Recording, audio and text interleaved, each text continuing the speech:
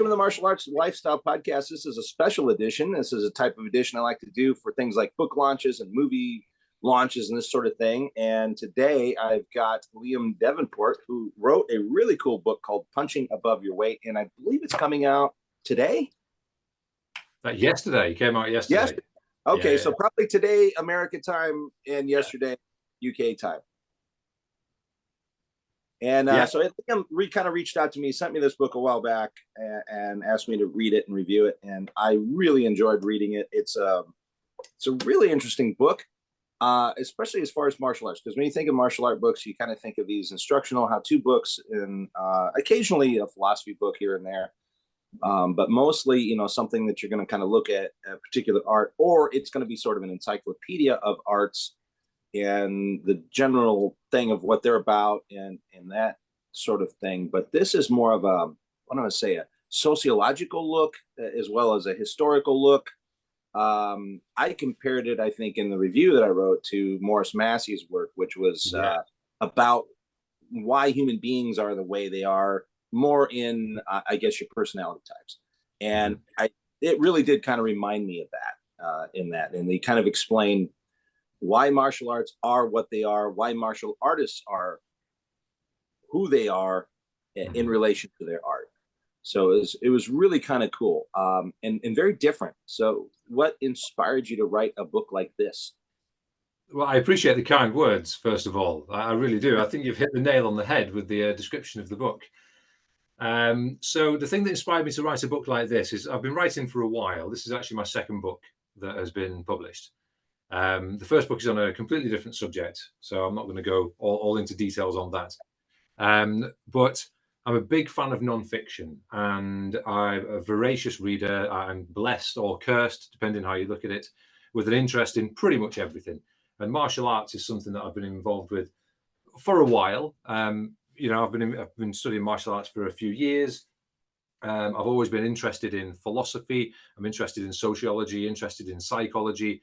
And I'm very interested in books on subjects which makes an otherwise inaccessible subject accessible to someone who's not really, up to speed with that subject matter. So I've read lots of books on subjects that if the person hadn't written them in lay terms, I wouldn't have been able to access it. And that really allows me to access ideas and thoughts and things like this that I would never otherwise have encountered. And because I like to write, and as I say, this is my second book, I really thought I would love to write a book on martial arts, which gives it something different to the classic martial arts book, which, as you mentioned, is normally an encyclopedia of techniques, or maybe it can be something that's very detailed, so it's inaccessible. Perhaps it's an autobiography from a fighter or something like that. I wanted to write something which was different and something that really kind of broke the mold of martial arts books. So I tried to pull on all the different ideas that I had, the things that I'd read on psychology, on philosophy, on sociology, on my own experiences, a couple of anecdotes, and I tried to pull this into a book which had somewhat of a storyline. So you would have seen, as you've read it yourself, it starts with where martial arts begin, and it runs all the way through to what I believe they may look like or what may influence them in the future. And then along that timeline, you'll find the sociology and philosophy and psychology and everything kind of littered within there alongside my own anecdotes. And I had this idea to structure a book in this way. And I thought, this is it. This is the book I've been thinking about for years. I've always wanted to write a book on martial arts. And I thought, this is it. So 2.5 years ago, I took pen to paper, so to speak. I started to set out a little bit of a structure for a book, and then I started to just go through the process from there, which is rewarding and horrifically painful in equal measure. And lo and behold, we ended up with this, which is Punching Above Your Weight. This is my copy I received today, so it's not been battered by my daughter yet. Not yet. She'll get her hands on it in a couple of days, and it won't look anything like this. But yeah, it came out yesterday, and I'm absolutely over the moon. I'm really chuffed. So yeah, that's where it came from. That's great. I mean, like you said, I don't know if a lot of our audience have ever attempted to write a book or write much of anything before, other than maybe some papers in school. But that is really a process of getting ideas down and then refining them, and then getting them into what you might consider, or you hope, is palatable to other people. Yeah. It's excruciatingly emotional. It is. It's excruciatingly painful. It's more of a compulsion than a hobby. I kind of drawn to write as opposed to thinking, oh, writing's fun, I'll give it a go. It's more of a compulsion, really. I can't really stop myself in some ways. But yeah, it's quite difficult. And, you know, you're pulling everything together. You're trying to create a story that's succinct and people understand, especially with a non-fiction piece. There's, you'll see, as you would have seen, there's a bibliography in the back which shows where a lot of the information has come from. And then, as I say, some of the things are my own ideas, but to put that into a palatable way and then put it out there to an audience who may well just absolutely rip it to pieces and tell you that you don't know what you're talking about can be a little bit nerve-wracking, but also quite fun and quite adrenaline-fueled at the same time. Right. Yeah, and that is one thing that really impressed me about your book, is the depth of that bibliography in there. I mean, it is clear that, I mean, it's, the thing is, it's I think it's a very like you said, it's a very accessible writing style. So it's very journalistic in that it's, you know, it's very friendly, but it's dense in that it's really packed with a lot of stuff. I mean, you're putting a lot of things out there in very short notice, because I mean, you're coming in about 170 some odd pages in the book. So I mean, that's pretty short for like an informational book, but there's 400 pages worth of information in there realistically. And you're putting it in a way, the way I like it, it's almost, you're doing this in a very Guru Dan like. Have you had, I know you mentioned him in the book, have you had a chance to study with him? Had a chance to what, sorry? Have you had a chance to study with Dan Inosanto? I know you're kind of in that line of No, I've not had a chance to study with him. No, I've not, unfortunately. I trained for okay. a while with one of his instructors in Jungfan and Filipino arts, but I've not had the opportunity to actually go directly to a seminar and train under Dan. Okay. Well, I think you'll see that he does like what your book does. He will give you these great, like densely packed bits of information, and they're meant to make you go explore if you want, which most, I think many of us do. I feel like I'm a lot like you in the way you described yourself. That's why I think the moment I started reading this book, I'm like, well, this guy's kind of a kindred spirit to me. So I like, but this book will make me go look at about 20 or 30 different things, because I suffer from the same problem you do, which is I have an interest in about everything. And so it's really hard for me to pick a career realistically. Yeah. But this book will send you in a lot of different directions if you want, because it's pointing you to lots of information. And here's some deeper look if you want to really get into this aspect. This is what you should look for. And here's, if you're into the mythology, here's a way to go. And then, you know, you've got the bibliography of all of your sources in the back, which is, it's actually quite significant, really interesting. Yeah, thank you. I say I wanted to write it. I had two markets in mind when I wrote the book, and I very much enjoy journalistic writing style. I feel it's punchy, it's quite fast. It's quite a nice, easy way to read, I find. Yeah, and I had two target markets in mind when I wrote the book. The first was martial artists, so currently practicing martial artists, whether you've been practicing for a year, whether you've been practicing for 10 years, or whatever it may be. It was a way of saying, hey, I know that you know martial arts. Obviously, you understand it. You've been involved in the circles for quite a long time. But here's some ideas from someone else who's studied the martial arts, or here's some ideas that hopefully you haven't thought about before. If we look at martial arts through the lens of sociology or through the lens of psychology, I know martial arts has been scrutinized through the lens of philosophy many times over the years. But I love philosophy, I really do. And to look at martial arts through a philosophical lens is phenomenally interesting. But I also wanted to write a book for people, as I said at the beginning, who don't necessarily know a lot about martial arts, but thought, you know, maybe I should give it a try, but I don't really know where to begin. I don't really understand what they are. Are they all the same? Are they all different? What's the difference between Wing Chun and Muay Thai? Are they the same thing? Are they not? And to look at things in that sort of way, to tell an accessible story where people can get hopefully some nuggets of good information and then say, well, actually, it was really interesting to read about the philosophy, or it was really interesting to read about how they have evolved in society and how society helped to shape the martial arts and why they are now in a certain way, whereas previously they were in different shapes and different formats. Or why is it that capoeira is different from ninjutsu? Why is it that ninjutsu is different from kung fu or Brazilian jiu-jitsu?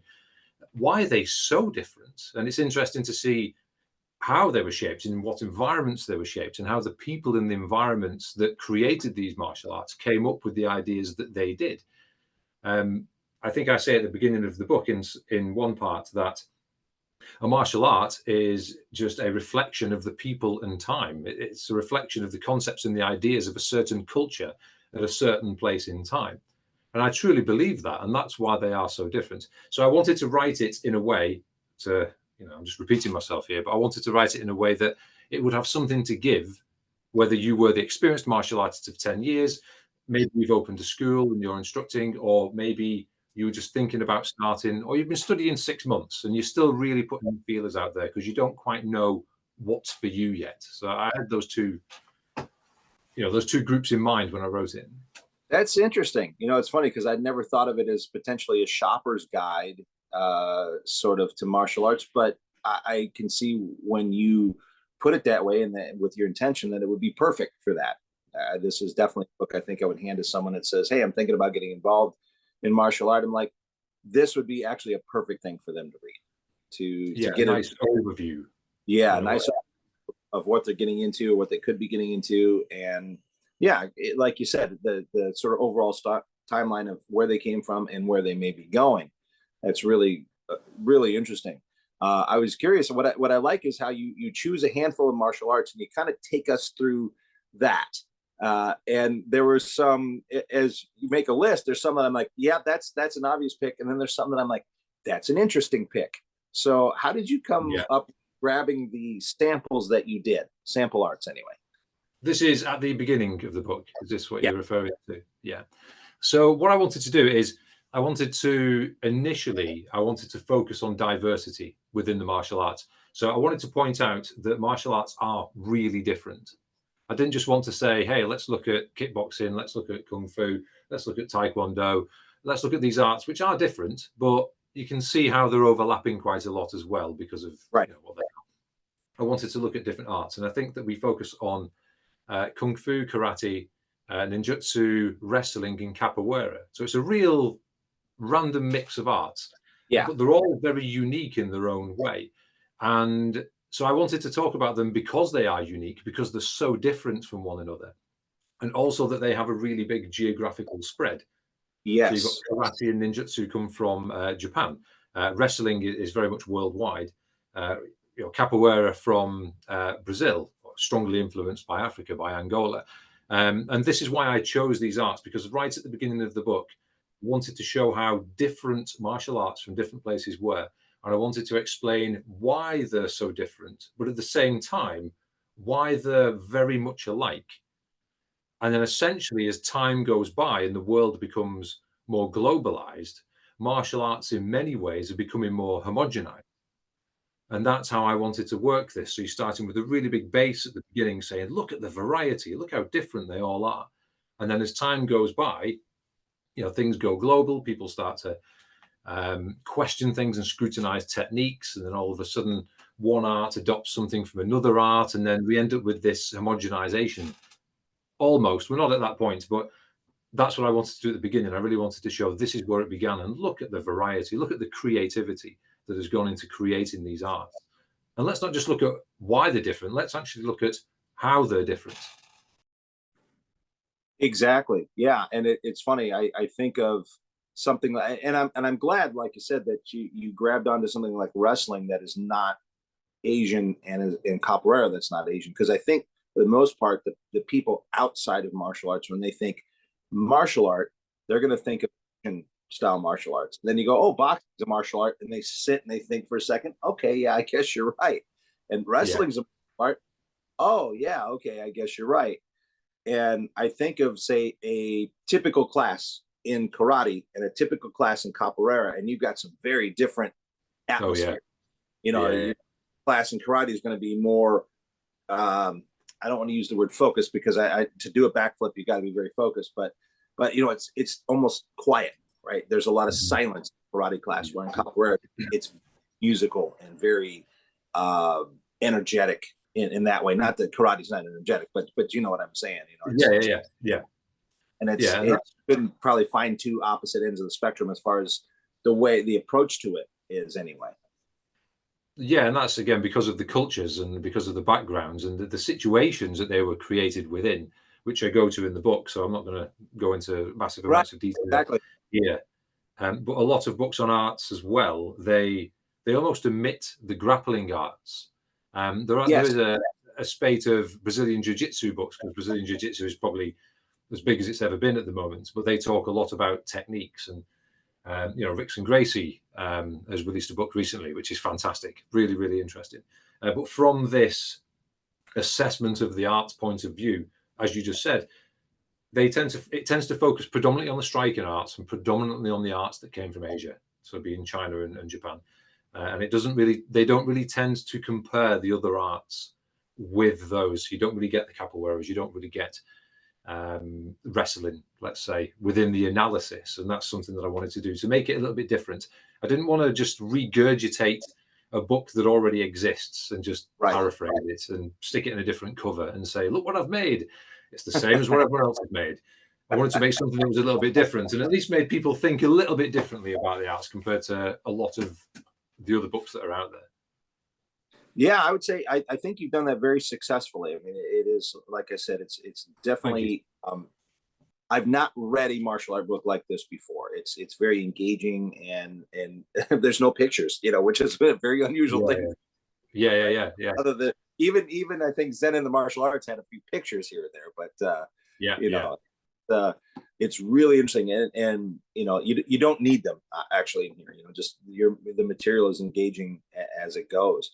One of the things you just talked about was sort of the homogenization of martial arts, and if you discuss that as the evolution of UFC from like what we saw in the beginning to what we're seeing now, something that was distinct styles to something that, for lack of a better word, is homogenized.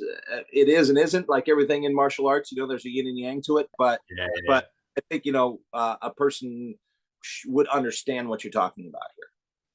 Yeah, it's not a strict homogenization. It's probably the wrong word that I've chosen. But I suppose that in the limelight, which mainly is the sporting arts, it's probably quite easy to say, well, everything is just becoming the same. And now we look at the way that mixed martial artists fight, and everyone's kind of using the same techniques, because we know that a triangle has a higher success rate than an omoplata. So you see more triangles in perhaps mixed martial arts competitions compared to omoplatas or go-go platters and things like this.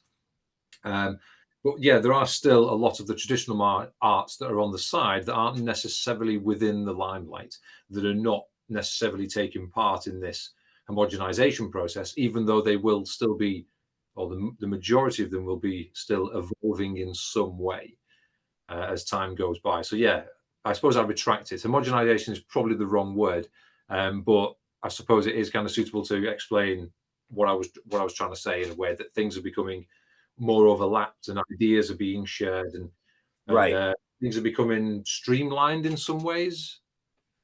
Yeah. I think it's a good word as a platform to sort of dive off, going, okay, here's a word that'll get us on the same page, but we mean something a little bit more. Yeah. Different than that, but it'll start us right in the right conversation. Yeah, that's really cool. The one thing I think that really that keeps coming back to my mind, and looking at not only what makes a martial artist who they are, the martial art, what it is, but this whole even online culture now is the bias that you talked about, which was like the availability bias, or the the bias where you know what you are exposed to, and therefore you take that bias to say, this is the best, and I am this good because I perform this well against those who I'm in close proximity to. And all these things can blow up in your face, essentially. But it explains a lot. It explains a lot of what's going on. Yeah, I see and have seen over the years so much of this. And this is one of the looks at martial arts through a psychological lens that I wanted to put in the book. Yeah, about availability bias. So just as a quick overview, availability, if I could even say it, Yeah. availability bias being that you draw your conclusions based on the information that is available to you, not from all the information that is applicable to the situation. And there's lots of people say they go to a club, they study an art, they compete in competitions, but the competitions are devised in such a way that it's the same art competing against the same art.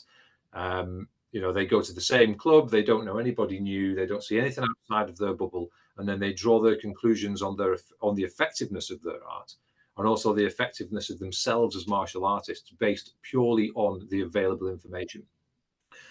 And statistically speaking, you won't have access to all of the required information to make that decision. You will only have access to whatever is available to you. So if that is only half of the information that you require, then it's a 50-50 chance. You could be right, you could be wrong, 50-50. It's quite an interesting way to look at martial arts, especially if you've been in martial arts for quite a while and you've been studying, or at least I think it is anyway. If you've been studying a set art for quite a long time, it's quite a good way to critique your art objectively and think, right, is this actually correct, what I'm doing here? And am I going down the right path? And am I looking at things properly? It's just a slightly different way of looking at arts.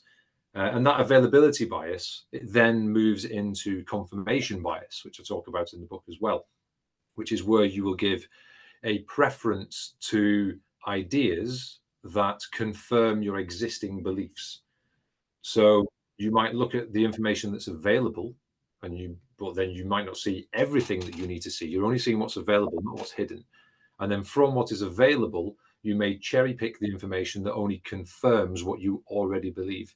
And you're just cutting down on this information pile to make it smaller and smaller and smaller until you find this little thing that just confirms what you already believe. And that is a little bit of a trap, especially if you're studying art because you want to be able to defend yourself in real combative situations. That's something that can pigeonhole you a little bit and stifle your ability to become a better martial artist. Exactly. So here's the big question, right? So we've got this wonderful thing called the internet. We've got all this information now available to us. Has that these biases or not? No. I think it's made it worse, you know. I think there was a window of opportunity when the internet was young. Now with algorithms, algorithms search for things that you've searched for before, and they just reinforce that confirmation. I think we see this in society, where there's this segregation of society, and people's opinions now sit more on the extremes than in the center. Right. And I think a lot of this is to do with search engine algorithms and social media algorithms that are just pumping information to you that is extreme because that causes a reaction. It causes you to like or share because Right. it's on the extreme. It makes you go, whoa, you get an emotive response. And then you can feed the information, just reinforces that idea, and it makes you less inclined to believe things to the contrary. I actually think that it's made it worse. And I think over time, it will continue to make it worse if things don't change. That's what I honestly think. Yeah, yeah, and it's true. And think about it. They're giving you only a very small handful of potential reactions to have. I mean, other than typing out stuff, which we know people aren't really big on. I'm going to, or they just don't have the grammatic ability, and they barf this thing out that you're like, I can't read that. That's too much. But it's either like a thumbs up or a thumbs down. And you think, can I have one that says, huh, that's interesting. I will research more. I will read more about this. Yeah. I learn more about this and come back when I have something intelligent to say. Yeah. No, it's not that reaction to have. Yeah. It's a classic media trap, isn't it? Because you see this in media. If you see the news or you see reels, things are only 30 seconds long. It's essentially a series of sound bites, and then conclusions are being drawn from sound bites. And some things, in fact, most things require more than a soundbite. They require in-depth research. They involve scrutiny. They involve trial and error. They involve all these things until you can fully understand. And I think it's really easy to just get a series of sound bites that appeal to you and they confirm your existing beliefs, and then just run with it. I think it's too easy. It's too easy to do. And it's actually quite hard to say, you know what, I may be wrong. Or maybe I was right previously, but things have changed over the last 20 years. Right. I need to take another look. The world has moved on. And I need to actually research this, not just watch short videos or listen to sound bites of information. I actually need to have big discussions on this, and I need to take the time, which is not easy because people don't have a lot of time these days, Yeah, it's true. to assess things. So yeah, I think that the internet, it's the double-edged sword. It could make things a lot better. There's some incredible information on there if you're willing to go looking for it. But most people don't have the time to do that. They don't know where to look.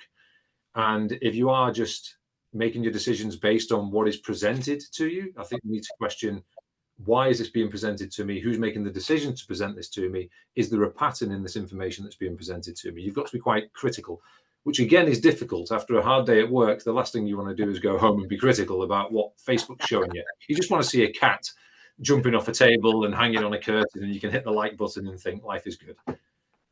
That's funny. Now you're discussing the whole issue of the industry that I did end up in, which was entertainment, edited television Right. for several decades, and you're hitting on the great mystery in that industry right now, which is how do we compete with cat videos? And I tell them you You can't. can't. You can't. That's a different audience. Yeah, you can't. You might as well close down. There's no winning. Exactly. Just to, like you said, it's a product of where we are now, and the fact that people want to come home and sort of scroll and either kind of drift off into a world that's only going to take them 20, 30 seconds and then on to the next, or they want to dump some emotion, which I think is, this thing too. Your style sucks and that'll never work. The old Yeah. repeated arguments that we see. But Yeah. kind of bring it back to your book. What I'm really hoping, and I think it is there. It's not a hope. What I hope is that people read it and that people say, okay, here's a toolbox in here for me to start to understand, and not only understand the arts of what these people are talking about and why they might think this thing is better and why this works and why this doesn't work, but also them as a martial art person. It's what they know. It's understanding those biases, and then hopefully the people who are in the middle of these arguments also can say, let me re-examine what I'm saying and see if there's any the amount of truth that may or may not be there. And like I said, I think that whole toolbox is in your book, which is great. Yeah, it's the book as well. The word count on the book, I can't remember exactly what it is. It's about 65,000, 70,000 words, I think.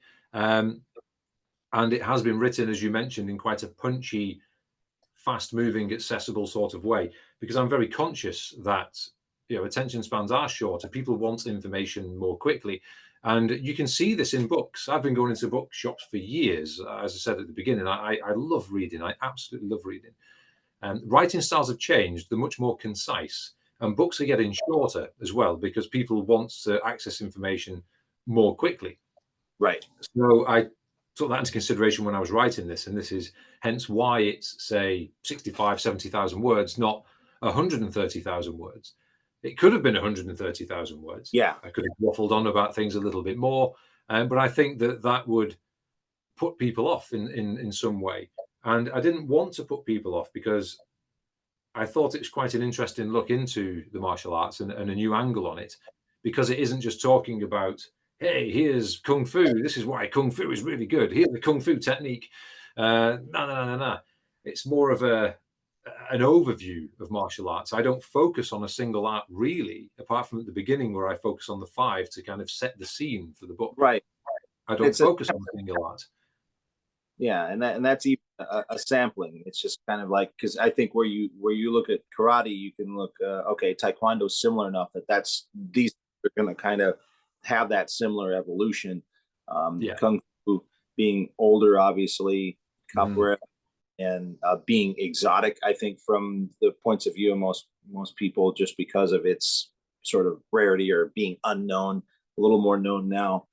and certainly a bit of a different history to it. And then wrestling being something everyone's kind of familiar with. Yeah. I think ninjutsu was the one I like to pick up, like, oh yeah, nice. Yeah. Yeah. I studied ninjutsu for, it wasn't very long. It was maybe a year or 1 to 2 years, somewhere along that line. I loved it just from a geeky perspective. Just Oh man. playing with they're not real ninja swords, obviously, but playing with the ninja swords, learning how to walk quietly on creaky floorboards, using a Yes. trampoline to try and control your body in midair, and all those things. Absolutely amazing. I've tried to use some of those techniques in other classes, mixed martial arts classes, and I found out that, and I talk about this in the book, I think it was the way that it was taught, but it was also just, I was quite inexperienced at the time, and there was a lot of things in there which I found just didn't really translate well into a sported environment like MMA that's quite aggressive, and yeah, they didn't work for me. But from a pure geeky perspective, I think it's absolutely fascinating. Like, everyone's obsessed with ninjas, especially if you're interested in martial arts. I think you're interested in ninjas. I think it's probably as simple as that. Yeah. If not, Well, you find another hobby. I was at that impression age. I was like middle school. I just started martial arts when the whole ninja craze happened. So yeah, I've spent plenty of time in the woods in ninja outfits, Yeah, sneaking yeah, yeah. around, Living throwing the chunks dream. of sharp metal at trees and stuff like that. And Yeah. I can understand why a MMA coach might frown on you bringing a smoke bomb and a hunk of sharp metal. Like, what do you mean I can't use this? Yeah. Yeah, yeah, yeah, yeah. I didn't bring the smoke grenade. I thought that's where I fell down. Smoke grenade armbar. I can't wait till we see that one. See that one in ONE FC. That's yeah, the re-emergence of ninjutsu. But yeah, it's funny, and you discussed that too. Actually, we're kind of joking, but I think you did discuss a bit about the arts that were considered, or we might consider what they're doing, more deadly, quote unquote. And that's an argument you see online. Well, I can't really come in there and do my thing because it's deadly. And it's like, Yeah. well, everything's deadly. Throwing a guy off a bridge with a judo throw is deadly, but Mhm. it's Yeah. just okay. Where does that end up on the sliding scale? And you do use some graphics in there that are kind of interesting. I like the line graphics that you're using Yeah. for it. It's Yeah. really a pretty interesting way of looking at it and Yeah. That's a really old argument, as you say. My art's better, but I can't use it because if I do, I'll kill you. It's like, okay, well, my art's better because I get to wrestle at pretty much full force every single class. So I've really drilled it in a realistic situation. And then you just bounce backwards and forwards, and then people draw their own conclusions about what they think. Um, but with you talking about the line graphs, I spent a long time thinking about that chapter, and it's only a short one, but it took a long time to think, how do I present this information in an accessible way? As I said at the beginning, to someone who's been studying a while, but someone who might just be reading because they have a passing interest or they're quite new. But yeah, I think that's quite an interesting way to look at it, about how you're training and why you're training that way, and are you training in a way that is best for you. Um, right. there's a lot in here which is not necessarily a catch-all. I talk about the apparent best martial art quite a bit, and what is the best, and sort of conclude that, what does best even mean? How do you define best? The best Exactly. art for who? The best art for what situation? The best art for what environment? What do you mean by best? There's a lot of definitions of best when you're talking about martial arts. So yeah, the graphics that you're speaking about, I thought were quite a good way of saying, here is a way of finding out, maybe not necessarily what is the best, but what is a very good way for you to train, given where you live, how old you are, how fit you are, how likely you are to have to use this. Do you live in quite a rough area, or do you live in a really safe area?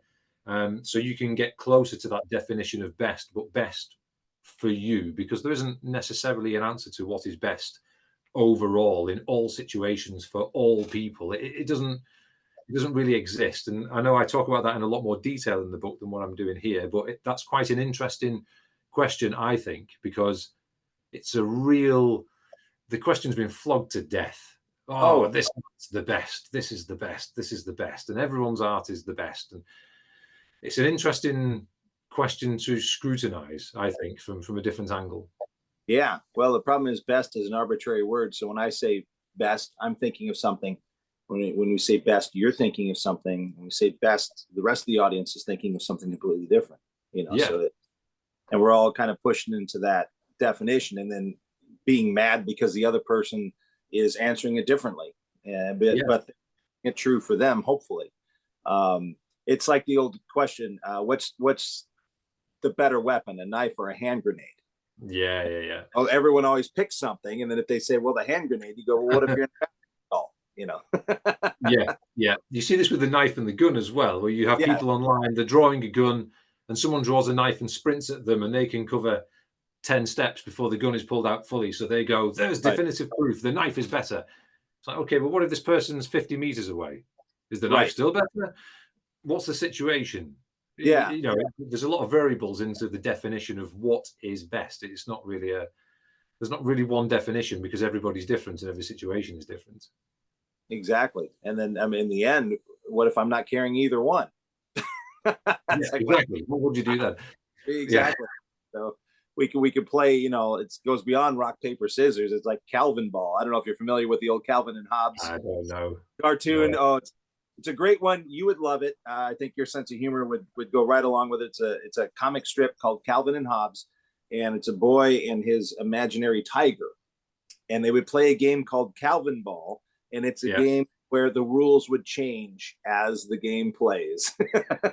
Okay, sounds good. Yeah, I'm So it's interested. it's you'll hear fans of that from the United States to say, "Oh, that's like Calvin Ball," and we understand what we're talking about. Oh, you're changing the rules as you go along. I get it.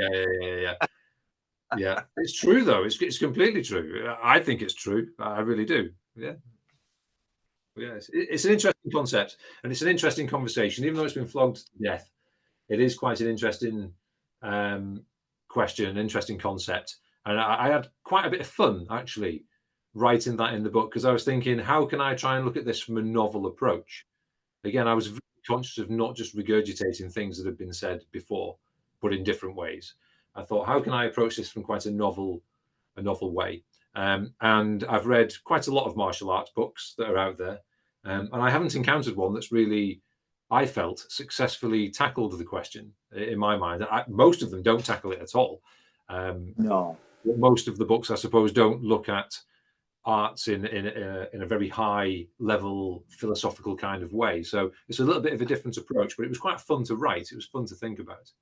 Yeah. No. That's I think one of the big parts of an enjoyable overall book that I think was even one of the more enjoyable parts was that, because I think what you can do is you could be a non martial artist, like you said, someone who's coming in and looking at martial arts. This will help you hopefully make a decision toward what you want to do. And the other is for people who are already involved in martial art. Okay, how do I figure out whether this is the best? And I think we have to qualify that for me, right? Best for me. Yeah, yeah, So, one should probably have an idea of what their goals are in martial art. That way you can answer those questions. It's a lot easier. But yeah. I think this book will help you do that. And it's funny, it's not really designed as a self-help book, but it's got those elements there. It'll help you understand. Well, that is not intentional. Then I never thought Right. about it that way, but I can see what you're saying. Yeah, actually, I can see what you're saying. That's awesome. So when does it came out, right? So where's it available? So it's available on Amazon. It's available internationally on Amazon. It's available on Kindle, and it's also available in paperback. Came out yesterday. That'll be UK time, but it'll be available internationally now on Amazon. They're the current sole distributor at the moment, and then I may see, depending on how things go in the short term, that it could also be available at Barnes and Noble. I'm not sure if you have Barnes and Noble in the US, We do. and Waterstones as well. I don't know if you have Waterstones either, or if that's That just something we have in the UK. at least not in the US. I've been in them in the UK. I've never seen one in the US, but that doesn't mean they're not here. Waterstones, fantastic. I just, not a promotion, just it's a cross between a library and a bookshop, and they really nail the mix of the two. It's fantastic. You could spend all day in there like you're in a library, but you're actually in a bookshop, so you can spend a fortune at the same time. So that's where it's available. That's where it should be available in the coming months as well. Easiest place, I think, internationally is Amazon. Amazon's got such reach. But yeah, as I say, you get it on paperback, you can get it on Kindle, whatever's best for you. They're both the same. So yeah, if you want a copy, I hope that people do go out and get one. I hope they find it interesting. That's my main thing. I hope that people do read it and they really take something from it. Absolutely. Well, we'll put the links up here. I'll put it in the YouTube down below there, where you'll see the description of this particular podcast. We'll put the link and everything on there, and we'll put it on the Martial Arts Lifestyle Magazine social media. Phenomenal book. Again, I really appreciate that you sent this to me and reached out and gave me a chance to read it. It was great. I'm going to probably go through it several more times, make lots of notes, and I think you've given me 4 or 5 different rabbit holes I'm going to take a dive down here in the near future. That's good. I'd be interested to see what you find, actually. Still some ideas for the next book. Good. Yeah, that was going to be my last question to you. What's in the works for next? Nothing at the moment. Nothing. I need a break from writing. I've had back issues. This is where the sorrow story comes in. There's always a sorrow story. I've had back and neck issues for a little while. So I need to get into something, probably running. I need to get a little bit more active and sort those things out first. I have a very desk-bound job as it is. My job is essentially reading and writing in some ways. So then to do more reading and writing outside of work is not really sustainable for me at the moment. So I haven't got a clue.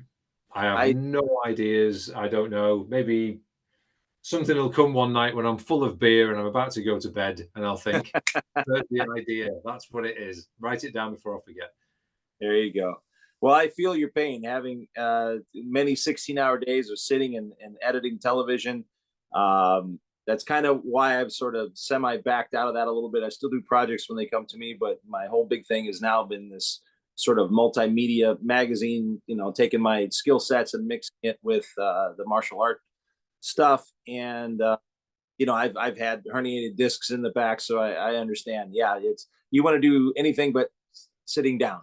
You want to kind of sitting down is the worst. It's the worst. Yeah, without a proper support set in a proper position. Well, I'm going to send you a little something from a private client of mine named Chad Waterbury, who's probably one of the best PT guys here in Southern California. He teaches actually at USC, and he wrote the textbook. And it's funny, I talked about writing a book, and he was one who told me, "Don't write books. You'll never make any money at it." I'm like, that's not necessarily the idea, I don't think. And I kind of like when I read yours, I'm like, this is an idea that he had to put out. This has nothing to do with I want to make $1 million. This is a guy who's got some good thoughts, who wanted to put something out, and hopefully there'll be some money in it. But I think that's not necessarily the goal of writing these things. But anyway, Chad's got some great stuff he's a giant guy like me too. So he's got some great stuff that will probably help the back. I'll send you this thing. It'll take you about 5 minutes to do, but it'll kick your ass. Yeah. Yeah.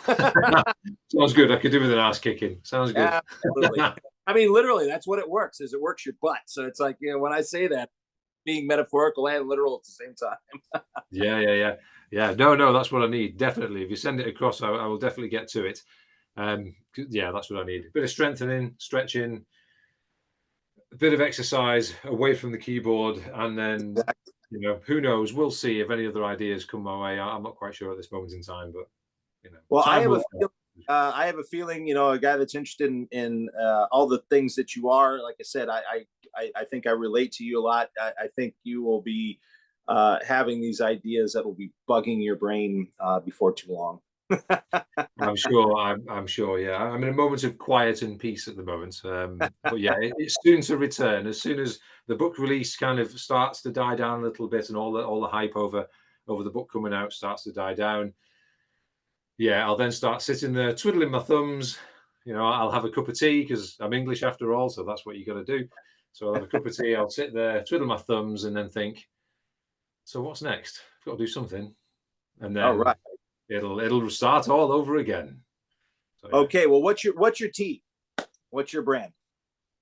Oh, Yorkshire tea is the only tea worth drinking. Anything else is just a fake, piss poor imitation. It's Yorkshire tea, no sugar, just a splash of milk, just to turn the colour. Oh, it's fantastic. Every single day, gets you through the day. See, I know what questions I like to ask people from the UK. Yeah. Yorkshire tea. Tea advice. I'm actually going to be spending my Thanksgiving down with two dear friends who are from London, who are definitely going to probably be serving me up a cup of tea. So I'd ask them what it is. If they don't serve you Yorkshire tea, I wouldn't hang around with them anymore. It's so important. They say, "Okay, you guys are frauds. What's going on here?" Yeah. Are you really English? Like, what is this you're drinking? I'm sorry, we can't be friends anymore. Yeah. Oh, I can't wait. All right, Liam. Well, thank you so much for spending some time talking about your book. It was great for me to read it. I really enjoyed it, and I highly recommend it to everyone out there who's wanting to really, I think, just have a good read. It actually won't take you long to read it. You probably read it in a couple days, pretty easy. Yeah. Thank you very much. I appreciate the kind words. I appreciate the offer to join you on the podcast. It's been a really nice conversation. I've really enjoyed it. So thank you. Thank you very much. You're welcome, buddy. Well, have great holidays, and I look forward to talking to you actually not too far in the future. Yeah. Okay. Cheers, Tim. Thank you very much. All right, buddy. Take care. See you in a bit. Thank you. Bye-bye.